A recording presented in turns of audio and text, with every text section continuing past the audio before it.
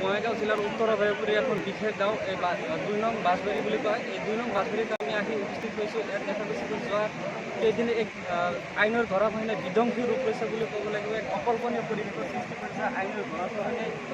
যোৱা 4 দিন 5 দিন যি গৰাখহনীয়া অব্যাহত আছিল, ইয়াত আহিছে অভিযোগ কৰিছে যে বঙাইগাঁও জিলা প্ৰশাসনে খবৰ লোৱা নাছিলে।